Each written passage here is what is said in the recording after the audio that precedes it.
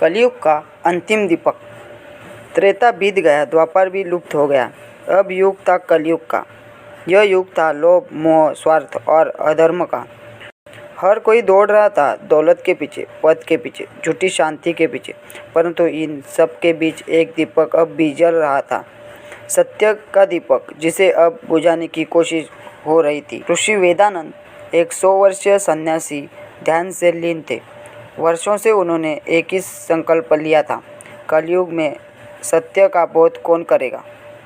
एक दिन अचानक आकाश से एक ध्वनि हुई, हे वेदानंद, समय समीप है।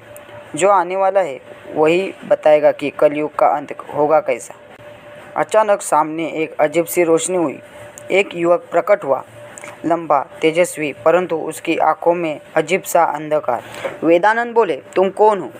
उसने उत्तर दिया, मुझे लोग कालगामी कहते हैं। मैं संयम की सीमा से परे चलने वाला यात्री हूँ। मैं तुम्हें कलयुग का सत्य दिखाने आया हूँ। कालगामी ऋषि को एक शहर की यात्रा पर ले गया। एक महानगर जहाँ चमक थी, भीड़ थी, भागदौड़ थी।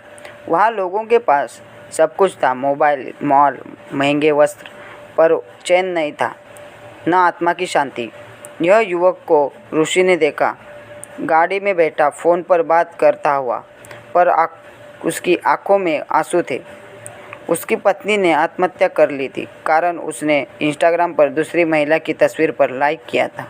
वेदानंद व्यथित हो गए। यह कैसा प्रेम है जहाँ इच्छा आत्महत्या में बदल जाती है। अब ऋषि को ले जाया गया एक वीरान मैदान में। वहाँ एक औरत बैठी थी, फटे वस्त्रों में, पर उसकी आंखें गहरी और उजली थी। उसने कहा, मैं मानवता हूँ, मुझे कलयुग में भुला दिया है। ऋषि ने पूछा, तुम तो सबसे पवित्र थी, तेरे साथ क्या हुआ? मानवता बोली, अब मुझे लोग कमज़ोर समझते हैं, दया को मूर्खता कहते हैं, करुणा को कमजोरी और प्रेम को स्वार्थ। अब मैं भिक्षा में जी रही हूँ। जो कोई याद करता है वही मुझे रोटी देता है। ऋषि को अगली यात्रा में एक डिजिटल माया बाजार में ले जाया गया। वहाँ लोग फॉलोअर्स, लाइक, रील्स बेच रहे थे। एक बूढ़ी माँ अपने बेटे को फ़ोन कर रही थी, बेटा तेरे पापा बीमार है, एक बार आ जा। पर बेटा व्यस्त था। लाइव जा रहा हूँ माँ, बाद में बात करता हूँ। कालगामी ने पूछा, ऋषि, क्या ये लगता है यह युग भी सत्य को खोजेगा? वेदानंद मौन हो गए। अब ऋषि को ले जाया गया अंधकार गुफा में। वहाँ एक छोटा सा दीपक जल रहा था, क्षीण, कमज़ोर, पर अभी भी जलता हुआ। कालगामी बोला, यह है सत्य, यह बुझने वाला है। ऋषि ने कहा, नहीं, अब तक मैं जीवित हूँ, यह दीपक नहीं बुझेगा। उन्होंने अपना जीवन उस दीपक की रक्षा में अर्पित कर दिया। मानवता जो पहले निर्बल दिख रही थी, अब तेजस्वी होकर सामने आई। हे ऋषि, अपने कलयुग में भी आशा जगाई है। अब तक एक भी मनुष्य सत्य, दया, प्रेम और आत्मा की आवाज़ को सुनता रहेगा। अब तक कलयुग केवल नाम रहेगा, शक्ति नहीं। आज भी उस आश्रम में वह दीपक जल रहा है।